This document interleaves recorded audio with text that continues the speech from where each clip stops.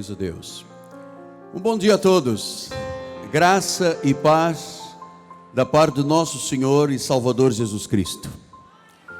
Que bom, chegamos a mais uma convenção. A nossa 10ª Convenção Nacional das Igrejas Cristo Vive. Eu estou desde esta manhã cedo, 4 e pouco da manhã, quando o Espírito me despertou. Eu senti uma alegria muito grande, um prazer muito grande, uma felicidade muito grande, porque eu tenho convicção de que esta nossa convenção vai ser um divisor de águas. Eu tenho convicção em meu espírito de que vai ser o antes e o depois. Eu estou absolutamente certo de que Deus tem hoje algo tão intenso, tão profundo, tão renovador, que o meu coração tem júbilo de estar diante daquele que é o Rei de Reis, o Senhor de Senhores, o único, o soberano, aquele que é digno de ser exaltado, glorificado, magnificado, bendito em nossos corações. Então eu lhes dou as boas-vindas. Em nome do Senhor Jesus Cristo, quero agradecer a Deus por todos que trabalharam, serviram e prepararam esta ambiência da nossa convenção. E vou lhe pedir paciência, porque nós não viemos aqui a passeio. Nós não viemos fazer turismo ao Rio de Janeiro. Nós viemos para ouvir a voz de Deus. Não gostaria de saber que ninguém ou alguém vai aproveitar a convenção para ir para Copacabana ou Pão de Açúcar. Faça isto segunda-feira. Hoje é dia de focar e estarmos alinhados com os pensamentos de Deus. Estou neste altar absolutamente dependente de Deus. Na minha carne não há bem algum. Estou com temor e com tremor, porque eu creio num divisor de águas. Eu creio num antes e num depois. Eu creio que Deus falará profundamente a todos os corações. Vamos orar ao Senhor. Se você já tem a sua Bíblia em mãos, abra no Salmo 90, versículo de número 12. Vou pedir a colaboração dos irmãos que estão nos ajudando na introdução. Temos muita gente lá atrás batendo papo, conversando. Seria bom virem aqui para dentro da catedral, porque lá fora não acontecerá nada. É preciso que você venha aqui para dentro. Vou pedir inclusive a um dos bispos que dê uma olhada lá fora. Tem gente ouvindo música no carro, nas dependências da igreja. Este dia não é um dia de turismo, este dia é um dia de Deus. É um dia de focar a nossa vida. O salmista disse: ensina-nos a contar os nossos dias, para que alcancemos um coração sábio. Você tem a sua agenda, tem uma pasta, tem caneta, você vai anotando tudo o que o Espírito disser é para você. Amém? Vamos orar a Deus. Pai amado e bendito, Senhor de senhores e Rei de reis, que momento tremendo na vida da igreja, que momento especial nós vamos começar a viver, e já estamos vivendo desde as 8h45 da manhã. Renova as forças ao cansado. Traz uma energia, Senhor, sobrenatural a todos nós, especialmente aqueles que vieram de longe.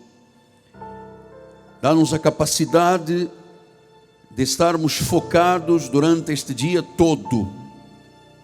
todo este dia. Este dia será um marco histórico para a vida da tua igreja, para o futuro da igreja, o futuro de todos nós que temos um chamado de Deus.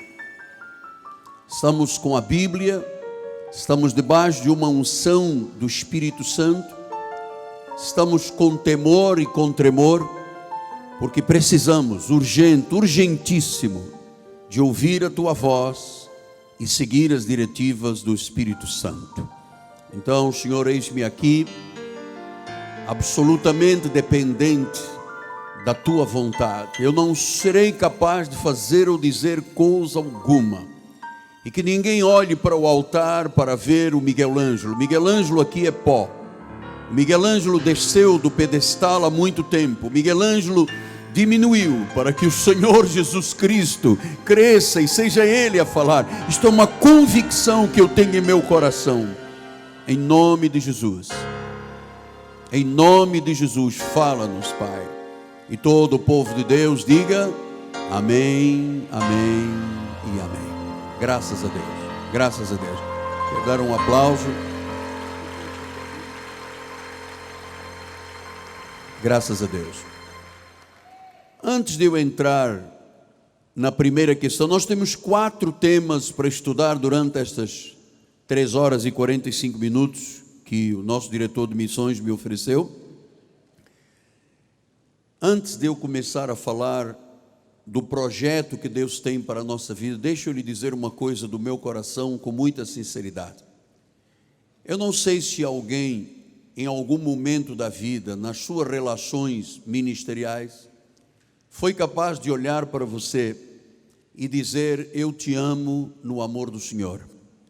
Mas eu quero começar este momento expressando este sentimento, porque o amor de Deus é a razão de estarmos aqui. A Bíblia diz que Deus nos amou de tal maneira, e que quando o Espírito Santo veio à nossa vida, Ele também nos encheu de amor. A Igreja de Jesus Cristo, nestes últimos tempos, está fria deste sentimento e desta virtude maior, que se chama o amor. Então, meu amado, eu começo por dizer a você, muitos não conheço sequer no dia a dia da igreja, mas eu quero dizer-lhe que eu te amo no amor do Senhor e que você deve sentir esse amor verdadeiro permeando os nossos corações, a nossa vida. Eu gostaria mesmo que você olhasse o irmão que está do seu lado e dissesse: eu te amo no amor do Senhor. Vamos dizer isto: eu te amo no amor do Senhor. Em nome de Jesus, eu te amo no amor do Senhor. Glória a Deus.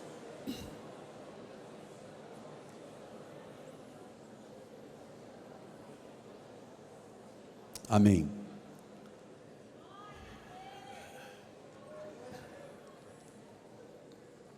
Então, vamos começar o nosso trabalho. Vou pedir mais uma vez aos irmãos que estão na portaria para me ajudarem, para não distraírem a minha mente e o meu coração. Estou focado nesta convenção há mais de um mês e eu preciso de paz para transmitir o que o Espírito colocou em meu coração. Meus amados, minha família, povo eleito de Deus, a amada de Jesus Cristo, a noiva de Cristo.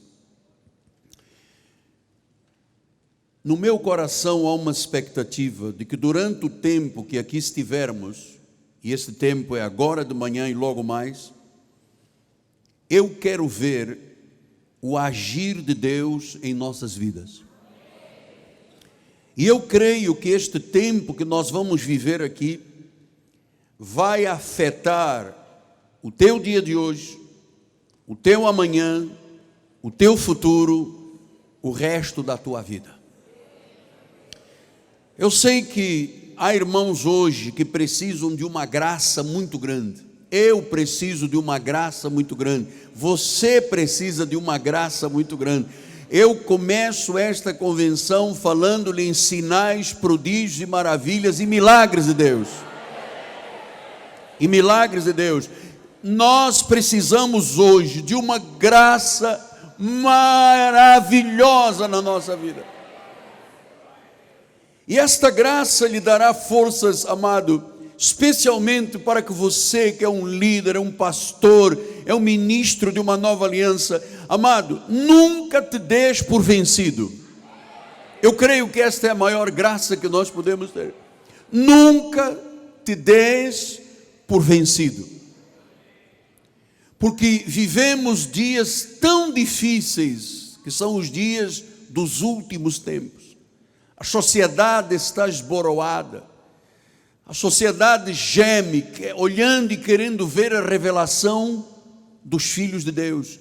E eu preciso dizer a você, bispo, a você pastora, não te des por vencido, porque em 2 de Crônicas 16:9 diz a palavra: porque quanto ao Senhor, seus olhos passam por toda a terra para mostrar-se forte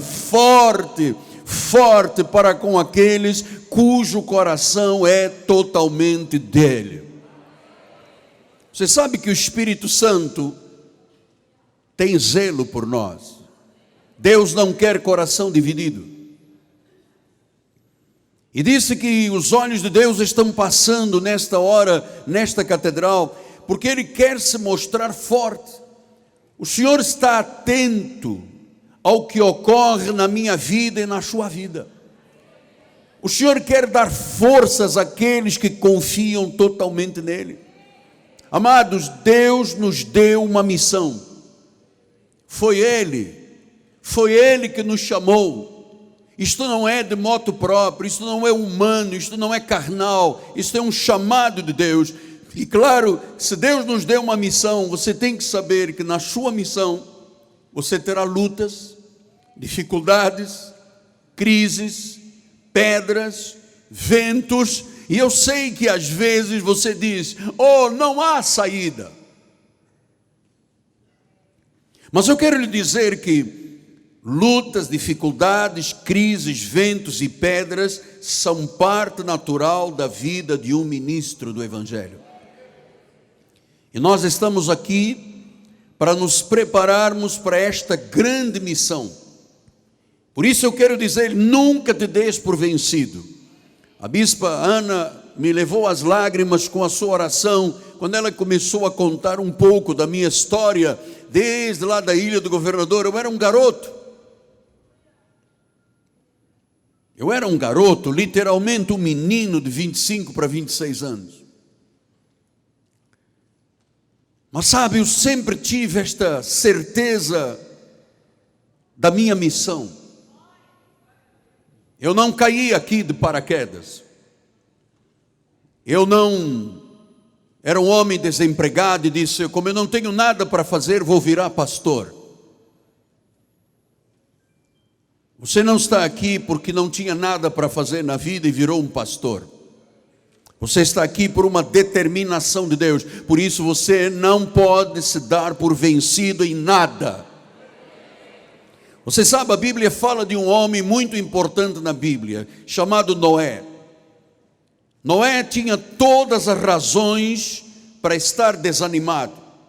Deus lhe deu uma ordem que ele construísse uma arca, e essa arca albergaria todos os animais, todos os pares de animais e a sua própria família. E durante 120 anos,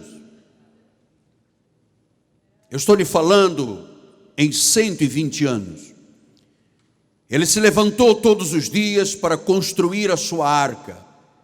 Ele não tinha alguém do lado, ele não tinha um pastor, um bispo, um apóstolo dizendo: vamos lá, Noé, vamos lá, força. Ele não tinha ninguém, mas ele confiava em Deus. O livro de Hebreus 11:7 diz: pela fé, o que é isto para você? O que é isto para você? Para muita gente, fé não tem nada a ver com mistérios de Deus, com um dom sobrenatural de Deus. Mas diz que pela fé, Noé, divinamente instruído. Deus não põe uma pessoa no ministério sem se revelar a ele, sem o instruir. E é isso que estamos fazendo aqui esta manhã, ouvindo o Espírito Santo falar para nos instruir acerca deste projeto. E diz que ele, pela fé, divinamente instruído acerca dos acontecimentos que ainda não se viam. Deus disse: eu vou mandar um dilúvio. Ele não sabia sequer o que era uma chuva torrencial. Ele disse que Deus divinamente o instruiu acerca de acontecimentos que não se viam, e ele era um homem temente a Deus. Ele aparelhou uma arca para a salvação da sua casa. 120 anos. Não havia sinal de chuva, não havia nuvens. Pense nisto, por favor. 43.800 dias. 43.800 dias. Este homem se levantou pela manhã e foi ao mesmo lugar. E pegava madeira, que não havia madeira naquele lugar, e mandava gente trazer certamente. Mas durante 43.800 dias, no mesmo lugar, fazendo um trabalho, Noé não se deu por vencido. Eu sei que a coisa mais difícil no ministério é quando você tem um tranco na vida e o primeiro sentimento que vem é: oh, eu não nasci para isto. Talvez Deus queira que eu seja um profissional liberal, um executivo. Eu não nasci para isso, mas este homem, 43.800 dias, ele se levantou de manhã e foi àquele local e estava construindo uma arca. Ele nunca desanimou. Eu não posso entender alguém no ministério que se dá por vencido. Noé não se deu por vencido. Ele acreditava, ele tinha um sonho de Deus. Deus disse: você vai construir uma arca. Você tem sonhos de Deus ou não tem? Não me digas que não tens, porque Deus colocou no coração de todos nós sonhos pessoais, sonhos ministeriais. Então, você não pode se dar por vencido a respeito daquilo que Deus colocou no teu coração, seja no casamento, na saúde, nos negócios, nos empreendimentos. Nós costumamos dizer no nosso ministério: Deus está no controle. Ouça, Deus já escreveu o último capítulo da tua vida. Você ainda não o viveu, mas Deus já escreveu. Diz que Noé não sabia de nada do que haveria de acontecer, mas já estava escrito o que haveria de acontecer. Ele construiu a arca, chamou os animais todos e disse: olha, venham, porque vai cair uma chuva pior que de São Paulo, que inunda a cidade toda. E de repente, 120 anos, 43.800 dias depois, olha quantos dias. Eu acordei às 5:30 da manhã e vinha para este terreno, e eu dizia: oh, aqui dentro está uma catedral, e só tinha pedra. Você não pode se deixar vencer por absolutamente nada, especialmente por desânimo. Olha o que disse novamente Crônicas, por favor. Diz que Deus, os olhos de Deus passam por toda a terra para mostrar-se forte. Deus tem se mostrado forte em nosso ministério. O apóstolo é pó, é fraco. Na carne eu sou absolutamente zero. Mas Deus tem sido tão fiel. Você sabe por quê? Porque o meu coração é totalmente dele. Então, meu amado, Deus busca aqueles que estão comprometidos com Ele. Escreva isso: comprometidos com Ele, comprometidos com os seus planos. Deus quer abençoar a tua vida e o teu ministério. Não te des por vencido nunca. E eu quero ajudar você hoje, em termos espirituais e ministeriais. E eu quero desafiar você a abandonar a vida mediana, a desafiar você a dizer não àquilo que tem sido habitual e mediano, porque você tem uma chamada de Deus. Deus não muda, a palavra de Deus não muda, e você não pode estar no ministério fazendo apenas o dia a dia, aquela coisa média. Você tem que ter crescimento na graça e no conhecimento de Deus. E você sabe, Deus só dá crescimento àquele que tem raízes, aquele que está focado na sua obra. Porque quando as pessoas começam a viver o habitual, o que é médio, o que é tradicional, isto é errado, isto é mal. Eu não quero isto para a minha vida, eu não quero isto para a sua vida. Nós temos hoje que decidir coisas importantes. Por isso, eu quero lhe dizer que Deus tem 3 recursos no nosso trabalho ministerial. Deus usa tempo, energia e dinheiro. O nosso tempo é de hoje até o final da vida. A nossa energia, nós temos que ter energia, porque o líder é um mobilizador de vidas. Ontem à noite eu recebi muitas fotografias do bispo Luiz Marcelo dizendo: a nossa equipe aqui servindo refeições, estamos recebendo os irmãos que vieram de fora. Então, para você fazer isso, há poucos dias tivemos aqui uma manhã de consagração, um momento histórico, tivemos muita gente trabalhando. Se eu não tiver energia, como é que eu vou mobilizar os outros para ter energia? Nós não temos possibilidades de viver no ministério de cansados e mornos. Então nós temos tempo, energia e dinheiro. Esses são os recursos que Deus usa para o trabalho da sua obra. Nós precisamos de dinheiro para a missão que fazemos, ensinar a igreja, e eu vou lhe ensinar isso durante esta manhã, sobre dizimar, ofertar, porque igreja custa dinheiro. E nós temos que saber administrar bem os recursos. O que é prioridade, quais são os programas, qual é a visão. Por isso, o Senhor nos deu esta passagem do Salmo 90, 12. Senhor, ensina-nos. Isto é ensinado. O Espírito vai ensinar você. Ensina-nos a contar os nossos dias, para que alcancemos um coração sábio. Então, Deus quer contar os nossos dias. Dias cheios de sabedoria, dias cheios de vida, dias de focar a vida para discipular, para criar filhos espirituais. Ouça, meu amado, eu vou lhe dizer uma coisa: ninguém se lembra das centenas de mensagens que você pregou na igreja há 3 anos atrás. Ninguém se lembra mais dos hinos que você cantou no seu ministério. Ninguém se lembra mais. Você sabe por quem você será lembrado? Por aqueles que tiveram uma vida transformada. Esses vão se lembrar de você o resto da vida. Eu sei que eu tenho pregado milhares de mensagens ao longo dos 38 anos de ministério. Se aqui temos gente que me acompanha há 38 anos, se eu perguntar o que eu preguei há 15 dias atrás, ninguém se lembra. E há 2 anos, pior ainda. E há 30 anos, pior ainda. Mas eles se lembram das vidas que foram transformadas. E é esta gente transformada que a Bíblia chama de discípulos, que vão se lembrar da tua vida o resto da vida. Às vezes eu ando em lugares públicos e gente me aborda na cidade, em lugares que não são habitual do meu dia a dia, e pessoas chegam e dizem: por causa de uma palavra que você deu, eu sou um novo homem.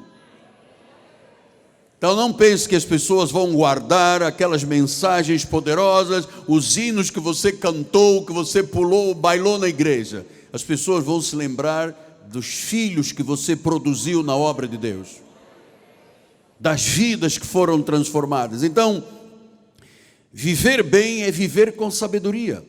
Paulo disse em Efésios 5, 15 a 17: portanto, vede prudentemente como andais. Você não pode andar como um nécio, mas você tem que andar como um sábio. Você tem que remir o tempo, os dias são maus. Veja você que ele disse isto há 2000 anos atrás. Não havia partido trabalhista, não havia Sérgio Moro, não havia Janot, e ele disse: os dias são maus. E ele diz depois: por esta razão não vos torneis insensatos, mas procurai compreender qual é a vontade do Senhor. Então nós estamos aqui para acertar o passo, para usar a cabeça, para aproveitar as oportunidades. Os dias são maus, nós temos que compreender qual é a vontade do Senhor. É para compreender o que Deus quer na minha vida, qual é o projeto que Deus tem para hoje, para amanhã, para o final do ano, para os próximos 5 anos, 10 anos, para o resto da minha vida. Amado, nossa vida tem que estar alinhada com a vontade de Deus. Eclesiastes 3:1 diz: tudo tem o seu tempo determinado. tudo. Há tempo para todo o propósito debaixo do céu. Há tempo para tudo. Tudo tem um propósito. Há um propósito. Deus já escreveu o final do teu ministério. Você ainda não o viveu, mas Deus já escreveu, porque há um tempo determinado. Salmo 39, 4 e 5 diz: dá-me a conhecer, Senhor, o meu fim. Qual é a soma dos meus dias? Para que eu reconheça a minha fragilidade. Deste aos meus dias o comprimento de alguns palmos. A tua presença, o prazo da minha vida é nada. Na verdade, todo homem, por mais firme que esteja, é pura vaidade. Então o salmista está dizendo: Senhor, eu quero conhecer o que é a minha vida. Alguns palmos. Eu ontem tinha 18 anos. E agora na segunda-feira, inexplicavelmente, eu não compreendi por que a minha esposa colocou um bolo e disse: você está fazendo 64 anos. Eu disse: não!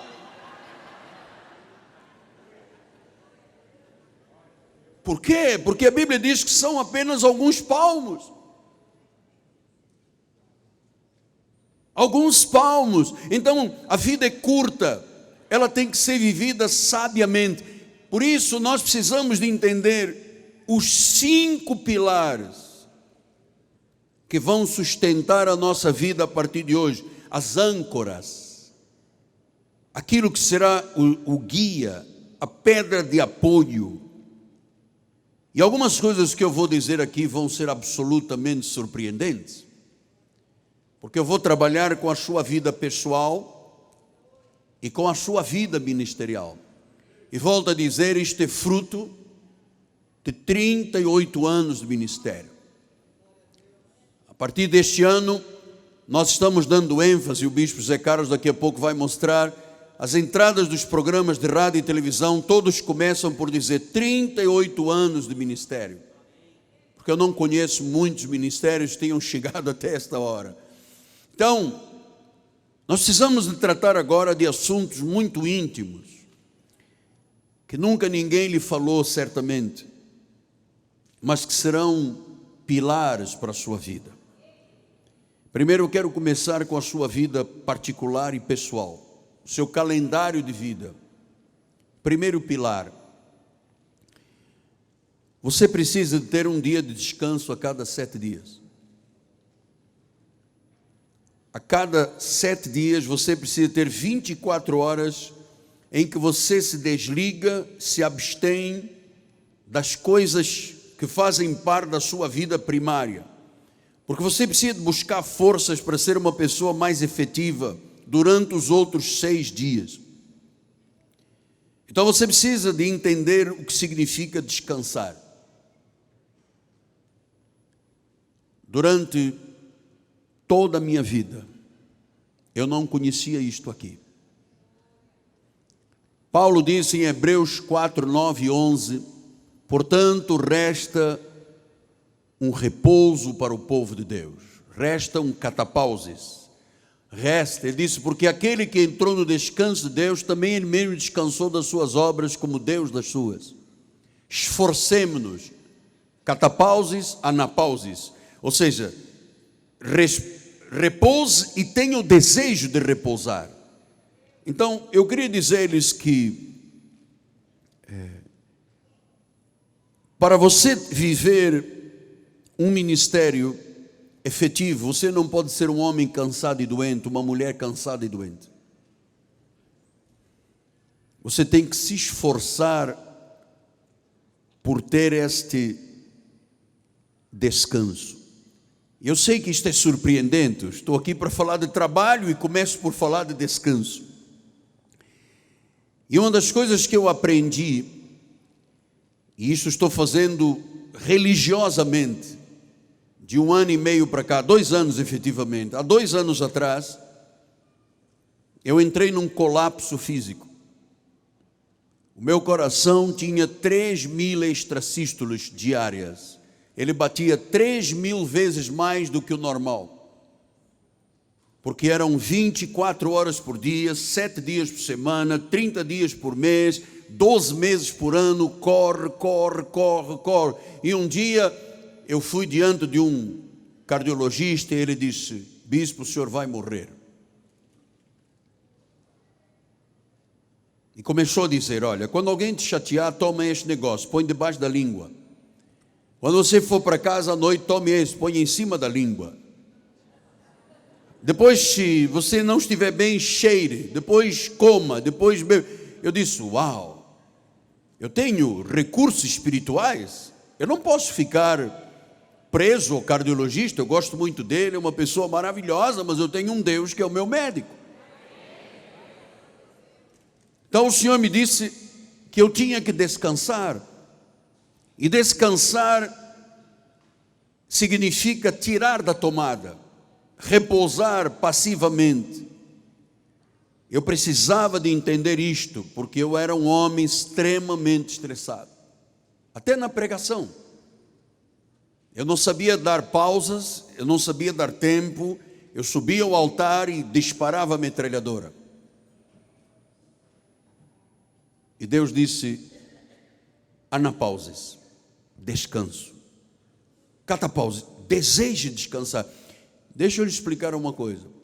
Na tecnologia de hoje, existe uma coisa chamada WhatsApp. Eu recebo uma média, sem exagero, talvez de uns 600 a 1000 WhatsApps por dia. Se contar as colunas todas, vai mais. E tem gente que acha que eu não estou fazendo nada na vida. Então manda uma mensagem e depois diz: mas você não respondeu. Eu disse: calma, eu vou responder. Tenho 1000 na tua frente. Ah, é porque o senhor não está dando atenção aos meus problemas. Eu falei: eu estou dando atenção, tem 1000 pessoas na sua frente. E tem gente que reclama, manda uma mensagem deste tamanho, e eu digo: amém, estou orando, e a pessoa responde: só isso? Então eu decidi uma coisa: eu só vou responder se houver uma grande necessidade. Porque eu vivi dias e dias da minha vida, até 2, 3 horas da manhã, respondendo WhatsApps. Isto é um erro. Isto me deu um estresse violento. Então, eu aprendi a descansar. Estou aprendendo a recriar, porque eu não tenho muito esse hábito, mas a ter uma recriação de alguma coisa que não perturbe muito a minha vida. Aprendi a refletir sobre os dias anteriores, porque às vezes você faz um culto e no dia seguinte ninguém mais se lembra de nada, você não se lembra de nada, e você não refletiu: eu fiz bem, eu poderia ter melhorado. Outra coisa que eu aprendi com este descanso: a projetar, a proflectir, ou seja, a poder pensar um pouco na próxima semana, como é que eu vou fazer o culto, o que é que eu tenho de projetos, porque a minha mente é uma mente criativa. E se eu não parar para refletir, proflectir, projetar, a coisa vai entrando num dia a dia estressante. Então, o primeiro pilar, ainda que seja contra gosto, você tem que aprender que em cada 7 dias, você precisa de 24 horas. Faça isto no sábado, faça isto na segunda, você precisa de descansar. Segundo lugar, segundo pilar pessoal, você precisa de ter um tempo de adoração ao Senhor. O Salmo 25:14 diz assim: a intimidade do Senhor é para os que o temem, aos quais Ele dará a conhecer a sua aliança. Um líder, um pastor, um bispo tem que ter intimidade com o Senhor. E se você estiver na tomada de 220 volts, 24 horas por dia, 7 dias por semana, você não descansa, você não recria, você não reflete, você não proflete, você não projeta, e você não tem sua vida íntima com Deus. Como subir ao altar se eu não analisei o que eu fiz no último culto, se eu não tenho um projeto para o próximo culto, se eu não tenho uma adoração pessoal, sabe, você diariamente tem que ter um tempo a sós com Deus.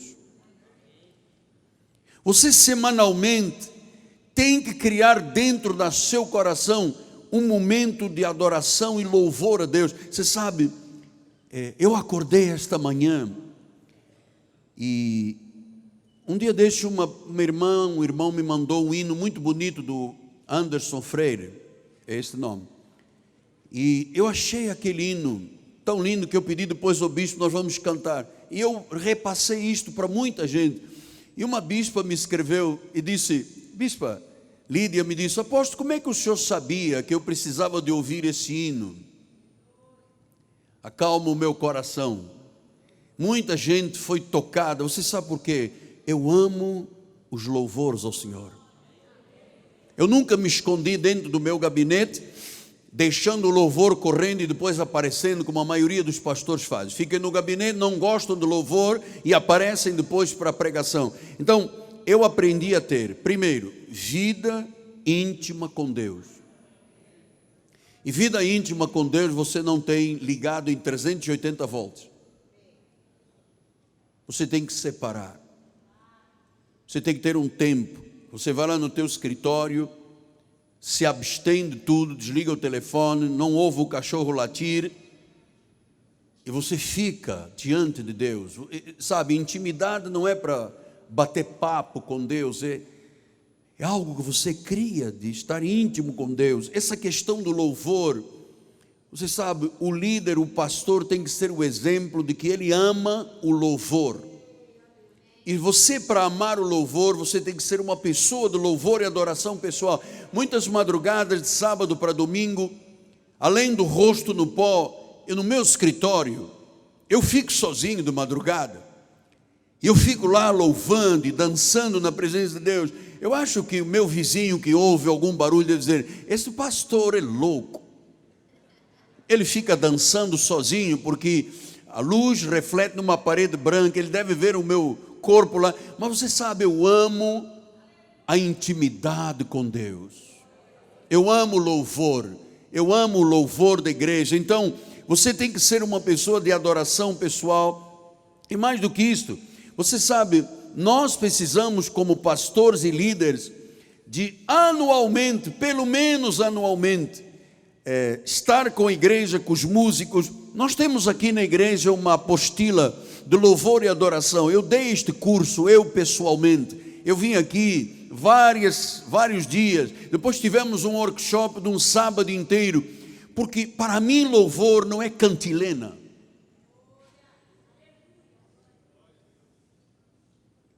Louvor é o resultado da tua intimidade com Deus, de você adorar o Criador, louvar, magnificar, bendizer, exaltar. É algo que nasceu na tua vida pessoal, que depois passa à igreja. Então você tem que planejar também com a sua igreja, pelo menos uma vez por ano, com os músicos e dirigentes de louvor, fazer um tempo de adoração. Você tem que explicar à igreja, porque eu odeio quando eu olho e não vejo pessoas dando o sangue no louvor e a pessoa está lá, sabe? Quem entra na igreja, ele olha para o altar. Ele não pode ver uma pessoa que está glorificando Deus, tu és soberano, e está lá, desanimado, passando uma frieza. Isso é falta do pastor ter intimidade para depois passar ao seu grupo ministerial. Então você tem que ter repouso, você tem que ter adoração pessoal, você tem que ter um tempo a sós com Deus, você tem que ter uma vida de oração e louvor ao Senhor, você tem que promover na igreja este espírito do louvor. Quando o louvor está bom, eu digo aos dirigentes, glórias a Deus. Mas quando eu percebo que foi no improviso, eu falo imediatamente com eles, não gostei desse hino. Falo com o meu profeta dos teclados e digo, bispo, tire isso aqui, não é bom. não deu nada para Deus, foi uma cantilena na igreja. Nós não podemos ser de cantilena, nós podemos ser adoradores. Então, em primeiro lugar, o repouso semanal. Segundo lugar, a adoração pessoal a Deus. Terceiro lugar, eu vou lhe falar de uma coisa que eu não tinha o hábito até 2 anos atrás, que é ter durante o ano um período de férias. Claro que eu não posso estar 30 dias fora da igreja, mas eu posso estar 7 dias, depois 7 dias, depois 7 dias. Eu posso ter durante o ano um período de descanso. Amados, o líder tem que aprender a se desligar algum tempo da vida. Ninguém aguenta, volto a dizer, 365 dias correndo. O corpo precisa de descanso, você precisa de ter tempo com a sua família, você tem que se engajar com a sua família, você precisa de recompensar a sua família, porque a sua família paga um preço tremendo. Veja, se qualquer criança correr aqui na igreja, nós vamos dizer que lindo. Quando os meus filhos eram pequenos e saíam correndo aqui, todo mundo dizia: como pode o filho do pastor, do apóstolo correr? Que vergonha, que escândalo. As nossas famílias pagam um preço caríssimo. Todo mundo pode errar, mas se o apóstolo, a família fizerem alguma coisa errada, o cajado vem em cima. Então nós precisamos de entender que o tempo está passando e há pessoas que estão no ministério e nunca engajaram a sua vida com os laços da família. Salmo 90:10 diz assim: os dias da nossa vida sobem a 70 ou havendo vigor a 80, o melhor deles é canseiro e enfado, tudo passa rapidamente e nós... Claro que a expectativa de vida, quando o salmista disse isso, era muito menor. Hoje nós temos aqui na igreja gente com 90 anos tinindo, 85 anos forte. Nós temos irmã de 90 e poucos anos. A expectativa de vida aumentou. Mas você viu os seus filhos crescer? Você se preocupou com os seus filhos? Você sabe, eu tenho hoje dentro de casa a Ana Laura, de 15 anos, está maior que a mãe. O Davi já faz bigode. Outro dia ele me pediu: papai, posso usar o seu gilete? Pegou a minha gilete, né? Fez barba. Está com uma voz. E Davi, como é que você está? Legal. Está com um vozeirão. Está do meu tamanho. Eu disse: Deus, eu preciso de viver os meus filhos, porque os mais velhos correu tudo. Eu estava lutando para sobreviver neste país, não tive muito tempo. Mas precisamos de focar isso nos filhos, na família, na esposa, no marido. Então você precisa de ter este pilar. Quarto pilar: o tempo entre o pastor e a esposa e o pastor.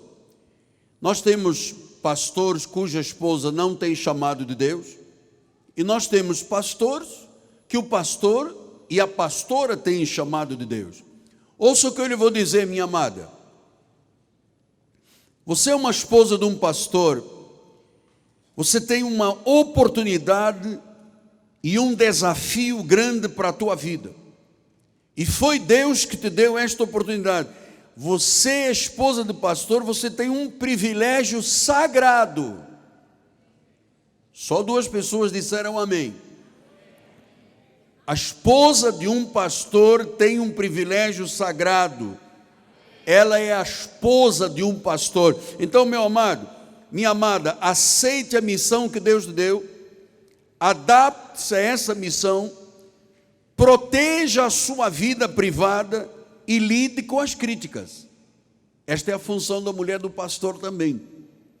Porque, às vezes, quando a mulher não tem o chamado, eu conheço muitos pastores que tiveram as suas vidas destruídas porque a esposa não tinha chamado.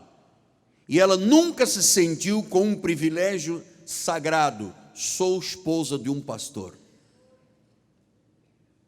Então nós temos aqui muitas esposas de pastor. Você tem um privilégio sagrado.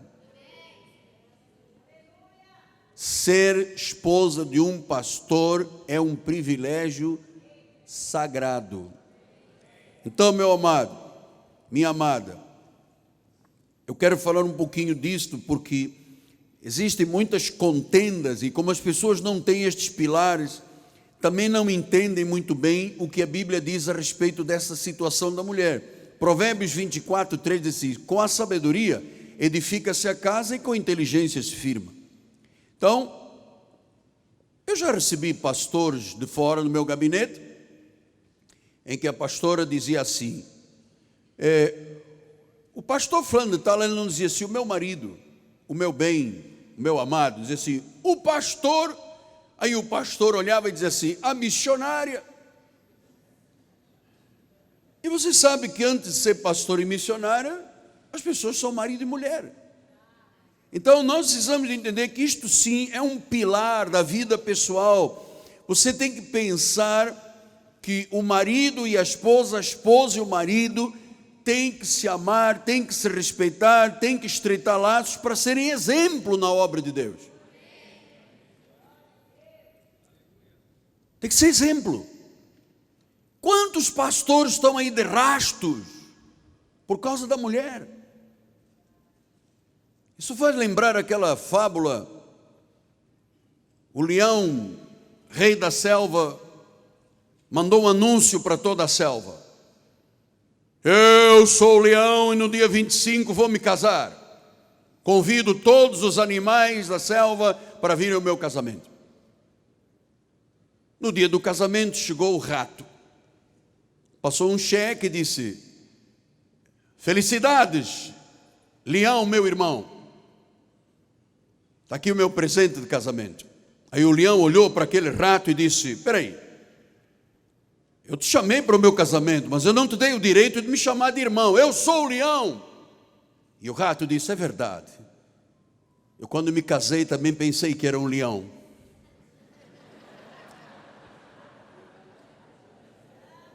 Sentiu?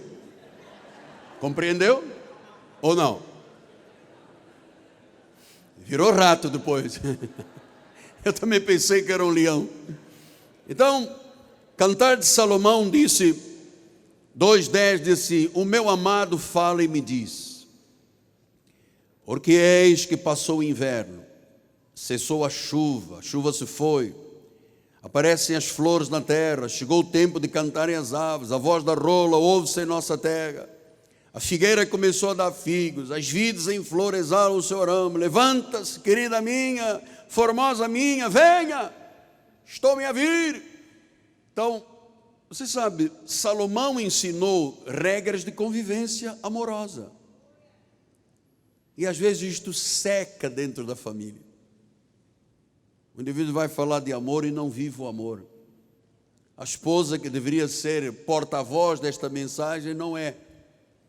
Então nós precisamos de entender o que diz a palavra de Provérbios, com todo o respeito, ouça. O gotejar contínuo no dia da grande chuva e a mulher rixosa são semelhantes. Contê-la seria conter o vento, seria pegar óleo na mão. Então a Bíblia fala de uma mulher rixosa, e eu peço permissão ao Espírito Santo para dizer que há homem rixoso. E se o casal não está bem, amado, a igreja não está bem.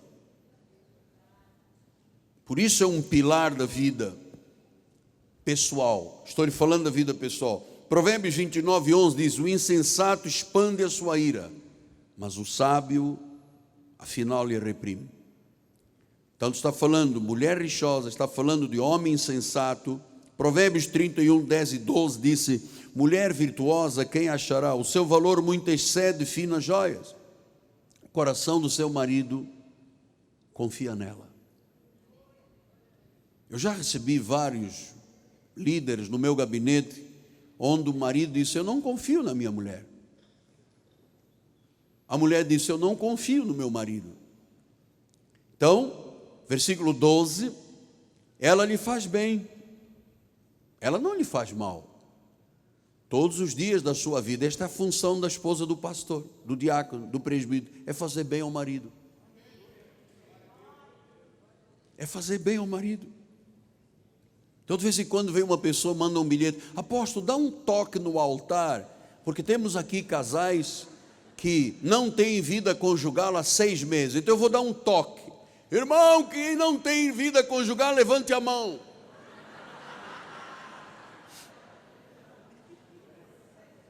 Dá um toque. O toque é o temor de Deus. O toque é o Espírito Santo que fala. Diz que a mulher faz bem, não faz mal. Versículo 30 e 31 disse: muito enganosa é a graça e vã a formosura, mas a mulher que teme ao Senhor é essa que será louvada. Dá-lhe do fruto das suas mãos e deixe o seu próprio trabalho louvá-lo nas portas. Então, o sábio Salomão fala aqui de relações. O marido não pode ser um irado, a esposa não pode ser rixosa, porque senão o leão vira rato, amado. E tem muito leão aqui na igreja que virou rato. Provérbios 29, 23 disse: a soberba do homem o abaterá, mas o humilde espírito obterá honra. Então, quantos maridos são soberbos no trato com a esposa? Quantas esposas são rixosas? Isto é um pilar da obra de Deus. Eu tenho que ter repouso semanal, eu tenho que ter adoração pessoal, eu tenho que desligar uma vez por ano ou dividir as minhas férias em vários períodos. Eu preciso de ter esta coisa específica bem coordenada. O marido e a esposa e o marido. Sem esta unidade perfeita, amado, a igreja sofre. Eu vou lhe dizer uma coisa: o Espírito de Deus está cobrando isto de muita gente. Porque tem muito marido viúvo de mulher viva. Tem muita esposa viúva de marido vivo. E nós temos que entender que isto tem que ser foco na vida espiritual. Repouso semanal, primeiro pilar, adoração pessoal, vida íntima com Deus, as férias anuais, o tempo com a esposa e o marido. Quinto pilar de vida pessoal, crescimento. Você tem que ter crescimento pessoal. Você tem que plantar sementes de crescimento a cada dia da sua vida. Crescimento tem a ver com vida da palavra. Ponha no seu criado mudo uma Bíblia. Ponha no seu carro uma Bíblia. Ponha no seu escritório uma Bíblia. Você tem que ler a Bíblia. Você tem que ter tempo para estudar a Bíblia. Você tem que ter um plano de leitura bíblica. Salmo 89, 20 a 22 diz: encontrei Davi meu servo, com meu santo óleo o ungi. A minha mão será firme com ele, o meu braço o fortalecerá. O inimigo jamais o surpreenderá, nem o há de afligir o filho da perversidade. Então disse: o inimigo não pode surpreender aquele que tem crescimento espiritual, aquele que tem vida íntima com Deus. O inimigo não pode surpreender quem está vigilante. Mas o inimigo surpreendeu muita gente no ministério durante estes anos todos. E quando ele surpreende uma pessoa que não está com a sua armadura, que não tem crescimento espiritual, amado, é derrota. Então, se você não sabe o que fazer com a sua liderança, se você não está claro acerca dos próximos passos do ministério, se você não é uma pessoa eficiente, o inimigo vai te surpreender. O inimigo jamais surpreenderá, nem o há de afligir o filho da perversidade. Por quê? Porque a mão de Deus está com ele. Mas por quê? Porque ele busca. Ele tem vida íntima. Eu quero muito que isso seja uma realidade na tua vida. A vida íntima, a intimidade do Senhor é para que os temem. E a esses Deus revela a sua aliança. Então nós acabamos de falar sobre os 5 pilares da vida pessoal: repouso semanal, adoração e vida íntima com Deus, as férias anuais, o tempo da esposa com o marido e o crescimento implícito à vida espiritual, implícito. E eu vou passar agora aos 5 pilares ministeriais. Lembra-se que eu disse que se o inimigo te surpreender é porque você não é eficiente. Então, o primeiro pilar da vida ministerial se chama eficiência. O que é eficiência? É fazer as coisas certas. O Salmo 90:12, já lemos pela terceira vez: ensina-nos a contar os nossos dias para que alcancemos coração sábio. Eclesiastes 3:1, tudo tem o seu tempo determinado e há tempo para todo o propósito. Eficiência é trabalhar para completar, para concluir os planos, os propósitos de Deus. Tem gente que começou coisa que não acabou, amado. Tem gente que deu um passo de fé em relação a alguma coisa e não foi para diante. Então você tem que ser um homem, uma mulher eficiente. Porque, irmãos, nós vivemos numa sociedade, ouça o que eu lhe vou dizer agora. Na ordem decrescente, existem na sociedade 3 profissões desacreditadas: o político, segundo, o policial, terceiro, o pastor. Político, polícia e pastores na nossa sociedade estão desacreditados. Há 30 anos atrás, há 20 anos atrás, quando eu dizia em algum lugar empresarial, eu sou um pastor, o crédito se abria, portas se abriam, o gerente do banco chamava, o diretor do banco dava telefonema, porque diziam, não, ele é um pastor.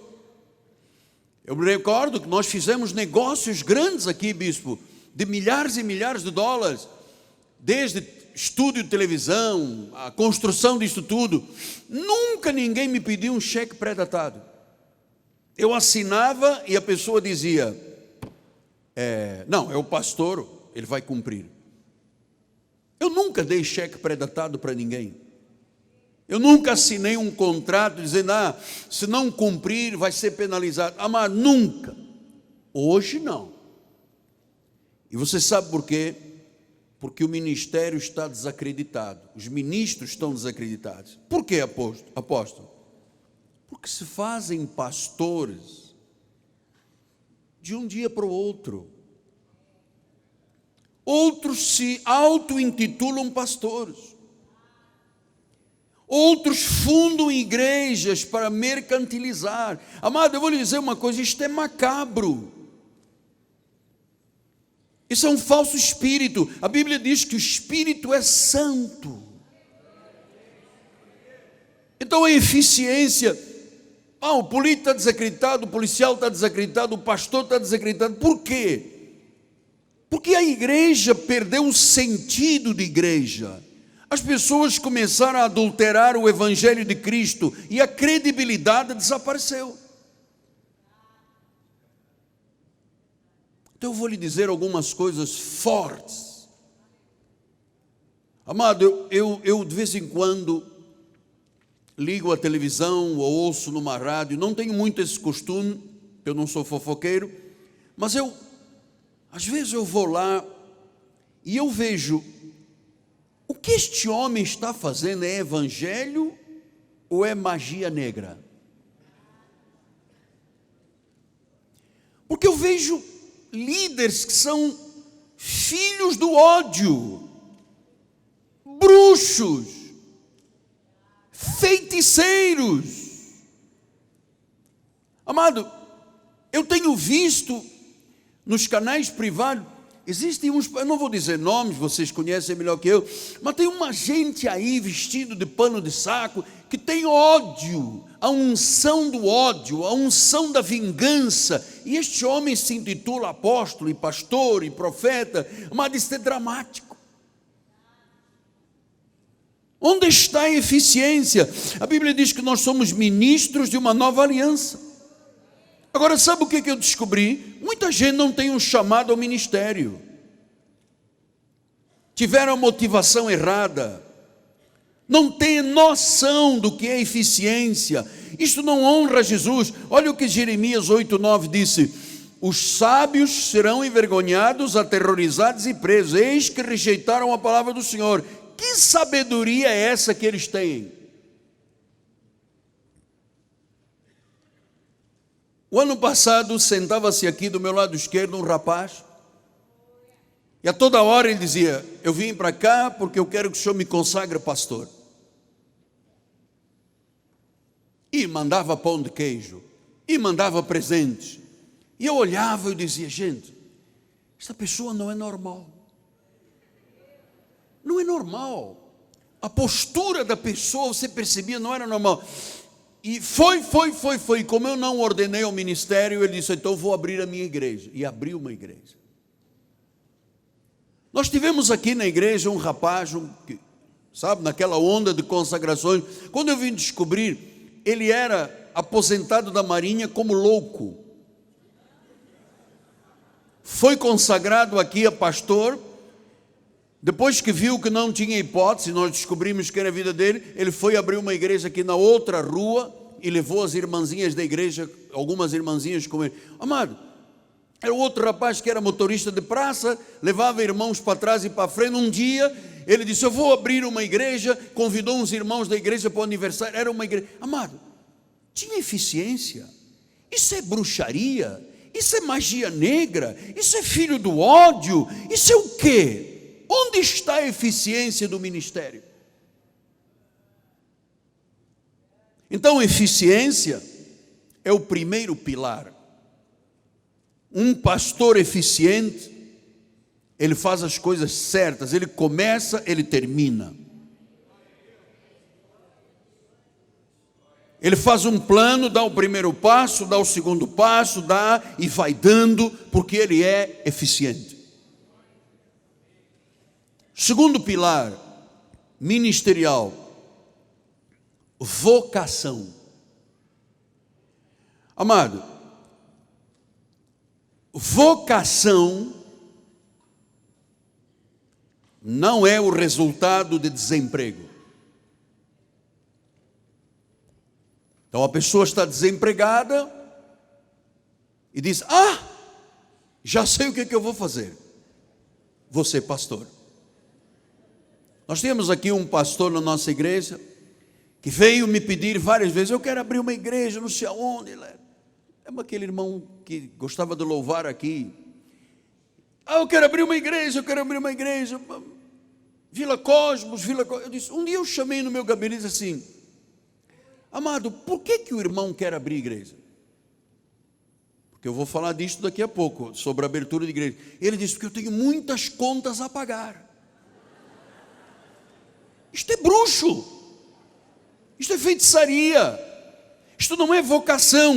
Amado, vocação é um chamado de Deus, que te deixa compelido, obrigado. Você tem várias alternativas. Olha, eu poderia ser isto, poderia ser aquilo. Eu trabalho, eu estou empregado, eu estou numa diretoria, numa gerência. Mas Deus está me chamando. É outra história. Agora, o indivíduo está desempregado e diz: poxa, eu não consigo arranjar emprego. Já mandei currículo, já fiz prova, não foi. Puxa, e se eu abrir uma igreja? Dá certo. Então, onde está a eficiência? Onde está a vocação? Porque a Bíblia diz que isto é uma santa vocação. É uma vocação celestial. Então, quando você tem várias alternativas, várias opções, e você sente o chamado e vem para o ministério, é outra coisa. É Deus que chamou. É Deus que chamou.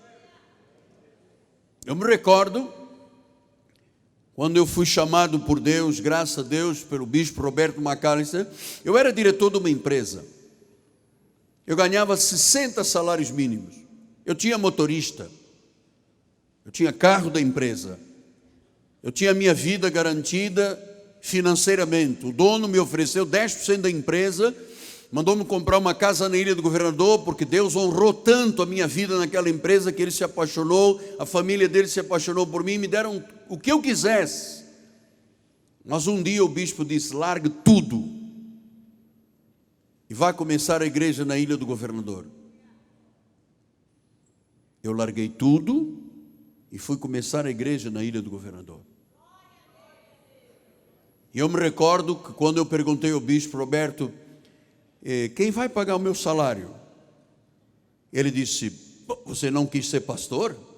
Se vire. E eu aprendi ali que aquilo não era uma coisa humana. Porque ele disse: vá. Eu disse: mas eu abro onde? Ele disse: não sei. Vá. Amado, veja Noé. Deus disse: um dia, daqui a 120 anos vai chover. Você sabe o que é chuva torrencial? Não. Você sabe o que é dilúvio? Não. Você sabe o que é água, as toneladas? Não. Faça uma arca. 43.800 dias, sem desanimar, ele estava lá. Quando o bispo disse: vá. Eu disse: para onde? Ele disse: não sei, não venha me chatear. E fechou a porta do gabinete e disse: se vire. Eu compreendi ali que era eu e Deus. Eu estava ali decidindo: Senhor, eu sou diretor de uma empresa, eu ganho um grande salário, eu tenho motorista, eu tenho regalias, eu tenho tudo. Mas na realidade eu não tinha nada, eu era um infeliz, eu não gostava daquilo. Meu chamado era de Deus. Era para falar da ressurreição de Jesus, de um Deus vivo que me havia tirado das trevas, que me havia tirado daquele hospital de guerra, aquela vida terrível. Era um chamado, eu não podia recusar. Jeremias 3,15 disse: dar-vos-ei pastor segundo o último projeto do Banco Central. Pastor segundo o meu, eu queria que você dissesse isto com força. Segundo o meu, que vos apacentem. O bispo de missões disse: nós estamos aqui para ser apacentados. Que vos apacentem como? Desempregados, sem nenhuma capacidade, sem vocação? Não, com conhecimento e com inteligência. Amado, vida espiritual, ministerial não é abrir uma porta num vão de escada. Olha, eu estou falando em vários países, estão ligados conosco, em África, na Europa, nas Américas. Ouça, abrir uma igreja não é abrir um vão de escada e colocar uma placa de um homem desempregado ou de uma mulher desempregada. Isso tem implicações. O Senhor disse: eu vou vos dar pastor segundo o meu coração. Eu temo e tremo, amado, porque isto é que é ser pastor. É um homem que é dado por Deus, que é uma mulher que é levantada por Deus, que tem que ter o coração de Deus. Ele não pode ter o coração nas finanças, para pagar contas, para arrumar com o dinheiro dos outros. Nós temos que saber distinguir o que é meu, o que é igreja. Eu vou vos dar pastores que vos apacentem, não é que vos explorem, não é que façam mercantilismo com você. É gente que eu chamo, que eu levanto, que eu ergo, que eu capacito, que eu dou conhecimento, que eu dou inteligência. Olha o que disse Jeremias, essas palavras são terríveis. Olha, 10:21, os pastores se tornaram estúpidos, porque não buscaram o Senhor, por isso não prosperam, e todos os seus rebanhos se acham dispersos. Os pastores se tornaram estúpidos. Eu vejo cada coisa na televisão. Outro dia eu disse à minha esposa: Nani, eu abri aqui uma série de coisas no YouTube, eu estou envergonhado.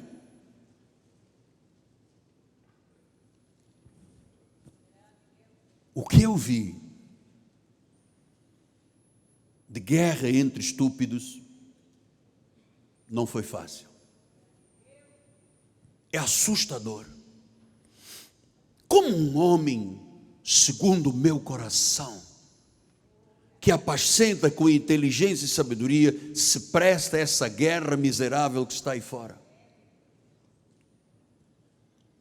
Estúpidos, não buscam. Jeremias 23:1-4 diz: ai dos pastores que destroem e dispersam as ovelhas do meu pasto, diz o Senhor.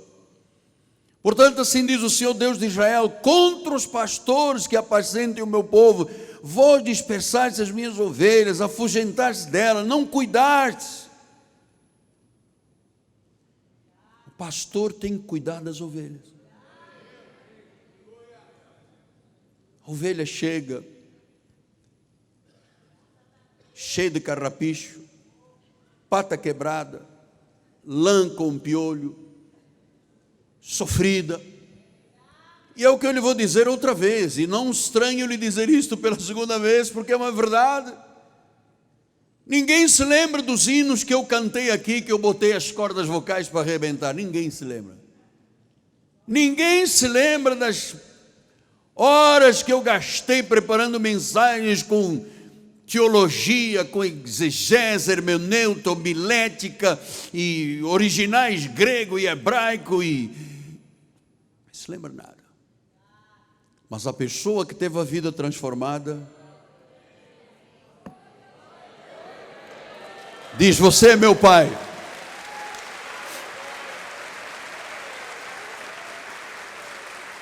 Ela diz: você é meu pai. Os meus 2 genros têm esse costume de me chamar de pai, porque tiveram a vida de tal monta transformados que eles não olham para mim como apóstolo e profeta primeiro, eles olham como pai, o pai que gerou filhos espirituais. O que você gerar como filho, aquelas pessoas que você cuidar, apacentar, são essas que são o fruto do teu trabalho inteligente e sábio. O resto passa, amado. Jeremias 42, 3 disse: a fim de que o Senhor teu Deus nos mostre o caminho por onde havemos de andar e aquilo que havemos de fazer. Isto é vocação. Isto é vocação. 48:10 disse: maldito aquele que fizer a obra do Senhor relaxadamente, maldito aquele que retém a sua espada do sangue. Então, fazer a obra de Deus relaxado.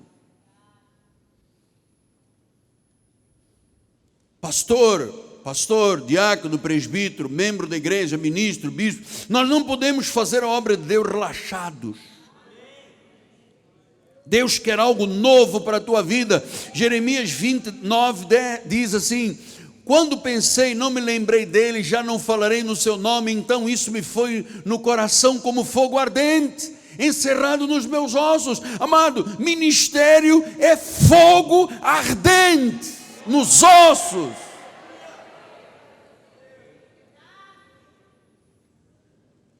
O profeta disse: olha, eu não vou falar mais de Deus, eu não vou mais pregar. Mas ele disse: quando eu disse isto, veio um fogo ardente do meu coração, nos meus ossos. Eu desfaleço de sofrer, não posso mais. Então, fogo ardente no coração. Isto é ministério, isto é vocação. Pastor, qual foi o dia que o senhor veio para a igreja e disse: desculpa a expressão, não saia da igreja, não rasgue o cartão do membro, não se vá embora, não vá ver o pão de açúcar hoje? Isso é para a segunda. Quando é que o senhor veio e disse: isto é um saco, todo dia problemas, todo dia? Nunca mais. Eu disse: Deus, isto arde no meu coração. Isto arde nos meus ossos. Esta é uma vocação celestial no coração. E ele diz no versículo 11: mas o Senhor está comigo. Ele é um poderoso guerreiro. Por isso vão tropeçar os perseguidores, não prevalecerão, serão envergonhados, porque não se houveram sabiamente, sofrerão afronta. Então, pastor, o que é esse segundo pilar? O Senhor diz: primeiro, eficiência. O segundo pilar é vocação. Vocação é arder no coração e nos ossos, bispa. Tem que arder. Diz que os discípulos iam a caminho de Emaús, conversando com uma pessoa que eles não sabiam quem era, mas diz que o coração deles ardia. Quando eles ouviram Jesus, o coração ardia. Como está o teu coração? Você tem paixão, você se entrega. A igreja é algo que é a tua vocação, você se sente chamado, você sabe que tem uma missão, ou você vai cair na estupidez de tantos pastores que se tornaram estúpidos porque não buscaram a Deus, buscaram no dinheiro da igreja.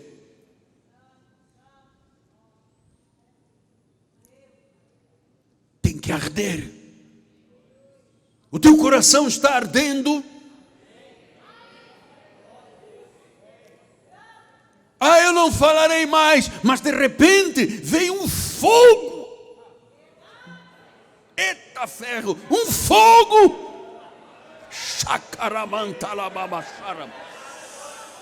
Um fogo ardente. Isto é vocação. Agora, se você chega no púlpito e diz, como eu ouvi um dia um pastor em Portugal dizendo, chegamos ao momento que eu não gosto, eu acho horrível, acho que a igreja nem deveria ter isto. Vamos falar sobre ofertas. Meu Deus, eu estou aqui envergonhado. Eu falei, meu Deus, este homem é estúpido. Ou você acha que igreja se faz com um copo d'água? Isto é muito caro. Deus tem a forma de agir com as questões financeiras, é tempo, energia e finanças. Eu não falarei mais, eu estou cansado. Mas de repente veio um fogo. Que este fogo agora caia sobre a tua vida. Caia sobre a tua vida. Fogo ardente.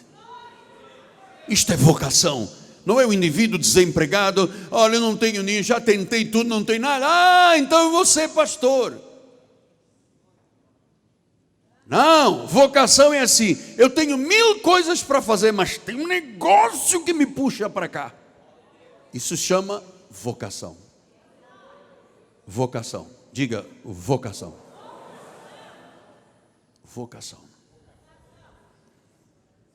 Fogo ardente, diga fogo ardente no coração do irmão aqui do lado. O meu não, o meu é um iceberg. Todo mundo sabe que eu não gosto de pregar, que eu não gosto de tirar oferta, que eu não gosto de louvar. Então o que você está fazendo na igreja, cara? Se manda a plantar batata, que dá mais. Carne podre com papelão. Isto é sagrado, isto é vocação. Isto é chamada. Isto é pilar. Vocação é fogo ardente no coração. Esta semana eu estava com a minha esposa num restaurante e conhecemos o chefe da cozinha e ele veio ter conosco e ele falou, eu estou desviado porque fui 3 vezes numa assembleia, na terceira vez o pastor disse, tem que deixar 10%. Ele disse, eu não vou mais a essa igreja. E eu falei-lhe o que era igreja, dei-lhe o meu, ele está assistindo agora, dei-lhe o site da igreja, e eu disse, ele estava com a esposa, ele tinha chamado a esposa para conhecer o casal de bispos, e eu falei no meio do restaurante, eu disse, agora vamos orar. E ele disse, orar aqui? Eu disse, aqui mesmo. Nani, segura a mão daí da esposa, eu seguro. E começamos a orar. Ele olhava assim, baixava, olhava, baixava. Eu disse, amado, isto é uma vocação. Não dá para eu desligar e dizer, não, eu deixo a minha vocação lá fora, e então agora eu estou aqui no shopping, eu não sou mais o pastor, agora eu sou, sabe como é que é e tal. Não, eu vou no shopping e a pessoa me para e diz, sou pastor, por favor, ore por mim. Eu disse, vamos orar. Eu na hora, eu não ando com o papelinho, porque quando você diz, escreva o seu nome para eu orar em casa, você vai jogar fora, não vai orar. Isto é uma vocação. Vocação é o segundo pilar da vida ministerial. Terceiro pilar, conhecimento teológico. Amado, deixa eu lhe explicar com muito carinho, tranquilo, que ainda temos muito tempo pela frente. Pão de açúcar é para ver segunda-feira. Você sabe que nós temos preparado a Kombi da igreja, que vai hoje à tarde passar pelos pontos turísticos para ver se pega alguém da convenção. Se pegar, eu vou mandar arrastar para cá. Pediram o delegado de polícia para arrastar. Que o indivíduo vem de longe para a convenção, depois de tarde vai para o Pão de Açúcar. Vai amanhã, segunda-feira, terça, quarta, quinta, vai lá para ser explorado.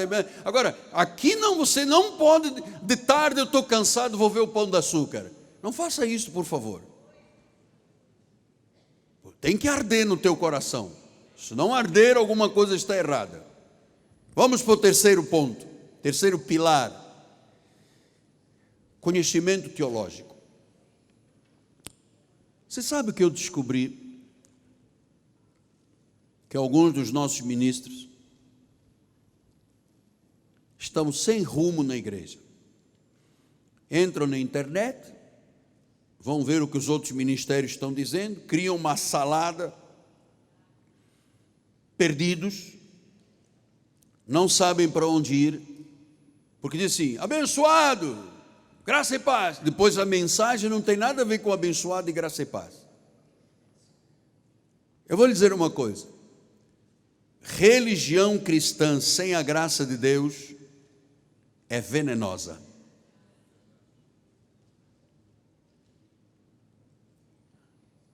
Paulo diz que a lei é um ministério de condena e de morte. Ouça, você tem que conhecer as nossas teses pró-reforma. Nós temos doutrinas da graça de Deus.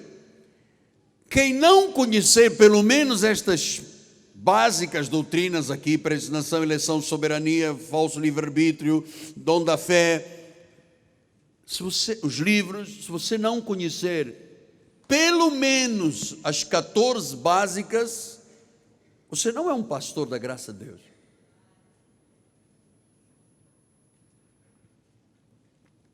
Eu vou lhe dizer uma coisa que eu descobri. Por favor, isso não é para você, estou dizendo o que eu descobri. Eu descobri um analfabetismo bíblico muito grande. Quem não conhece as 14 epístolas de Paulo, não tem referências.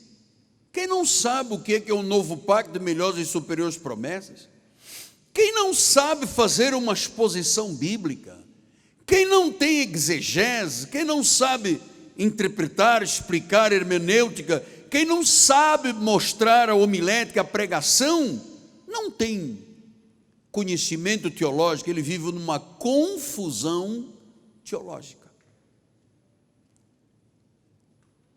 E eu vou lhe dizer,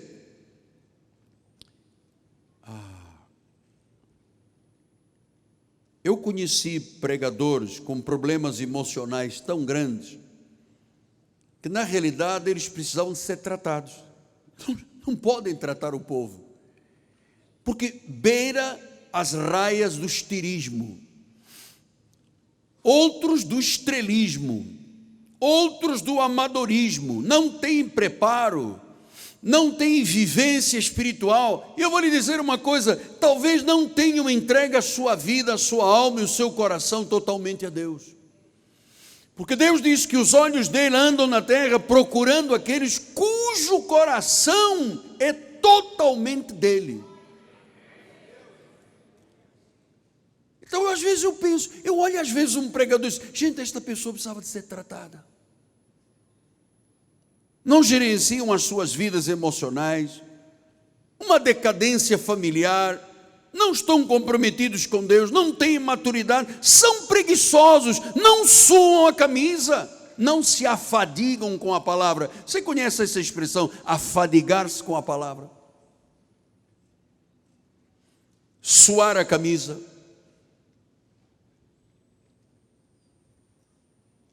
Porque você liga para a casa de um pastor de tempo integral na segunda-feira, 10 da manhã, ele atende com uma voz, alô, como está? Rouco. Está dormindo. Está dormindo. Está rouco. Pastor, não pode ser preguiçoso? tem que ter os seus pilares da vida pessoal, os seus pilares de vida ministerial, tem que se afadigar com a palavra, tem que conhecer a palavra. Amado, pregar dá muito trabalho. Isto é muito árduo. Você sabe há quanto tempo eu estou preparando esta convenção? Há meses. Ainda ontem à noite o Senhor me levou para o escritório, põe aí, diga aquilo, e eu pus aqui um monte de coisas novas que Deus me deu de ontem para hoje. Então, isto é árduo, isto é duro. Preparar uma mensagem não é fácil. Tem que amar o conhecimento, tem que ter uma biblioteca da graça, tem que suar a camisa. Ser pastor é trabalhar na seara do Senhor, é apacentar as ovelhas dele. Pilar da eficiência, o pilar da vocação,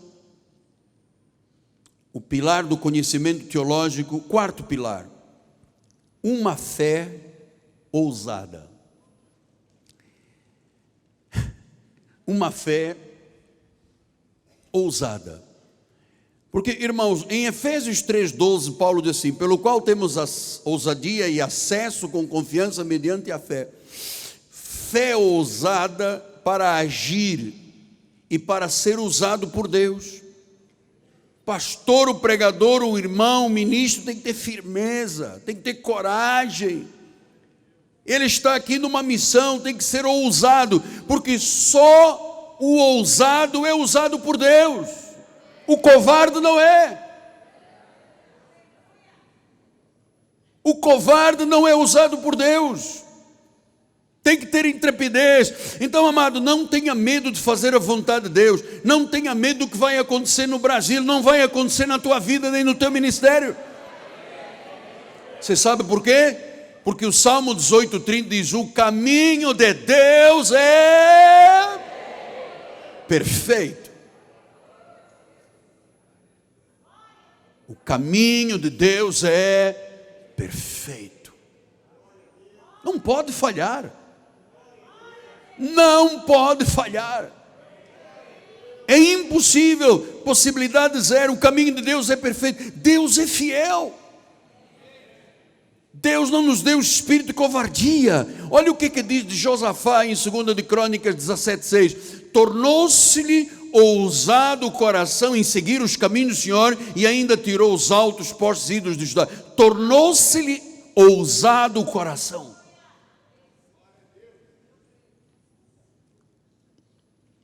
Só o ousado pode ser usado por Deus. Davi tinha lá um gigante na frente, ele disse: eu vou. Tinha uma ousadia. Elias tinha 450 pais de santo, ele disse: eu vou matá-los. Gideão tinha 300 guerreiros, ele disse: eu vou lá. Josué e o povo de Israel diante das muralhas de Jericó, ele disse: vamos lá. Eles não viram limitações. Então você tem que ser ousado, você tem que ser intrépido, você tem que ser corajoso, você tem que ser uma pessoa que acredita mesmo. A sua fé tem que ser ousada. Fé ousada. Fé com ousadia.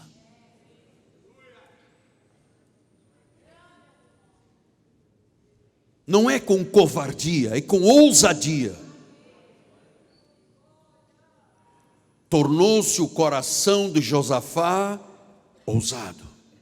Os caminhos de Deus são perfeitos. A vocação é celestial. A chamada é do Senhor. Quinto pilar, atitude.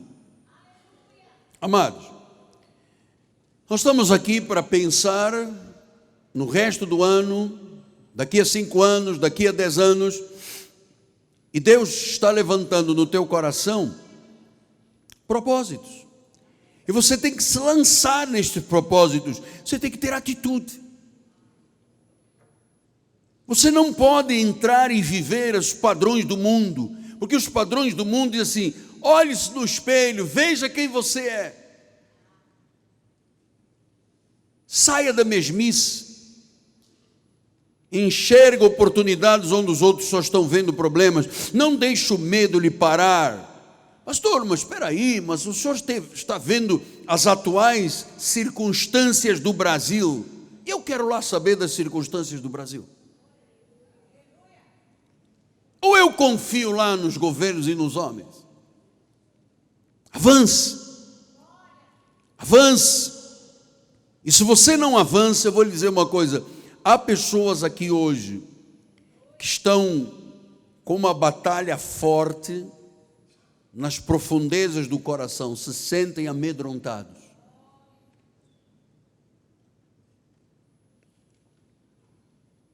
Então nós estamos levantando hoje aqui uma geração ousada, para ser usada por Deus.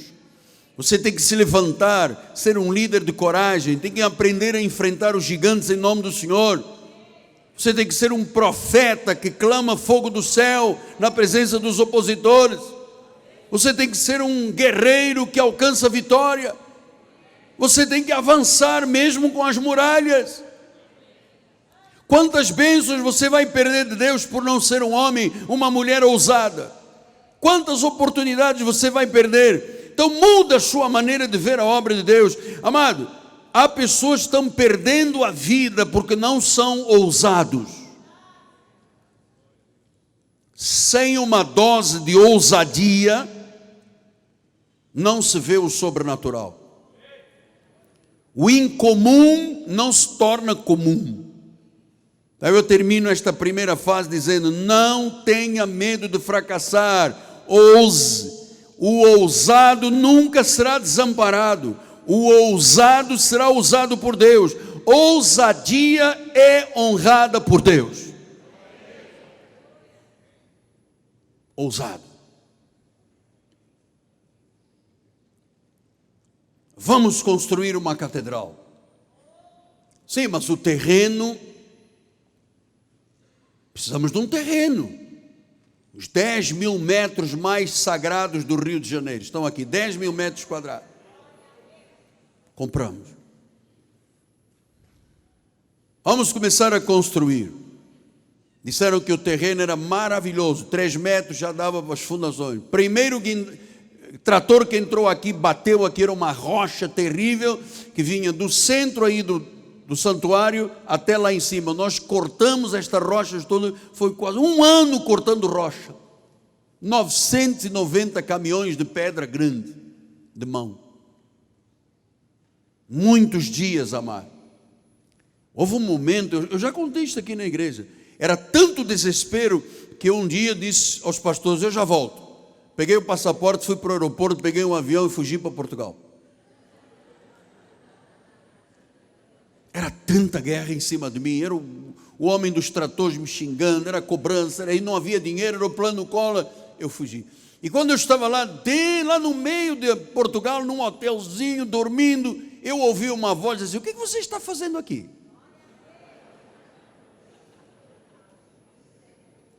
Come, porque a tua jornada vai ser grande. Como um bacalhau assado, com pimenta, alguma coisa, como um pastel de nata, volte para o aeroporto e vá para a guerra, porque você já venceu isso tudo. Os caminhos de Deus são perfeitos. Vamos dizer uma vez mais: os caminhos de Deus são perfeitos. Perfeitos.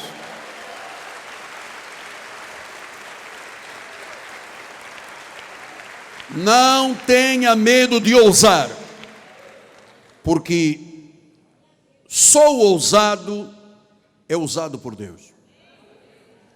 Só o ousado é usado por Deus. Bem?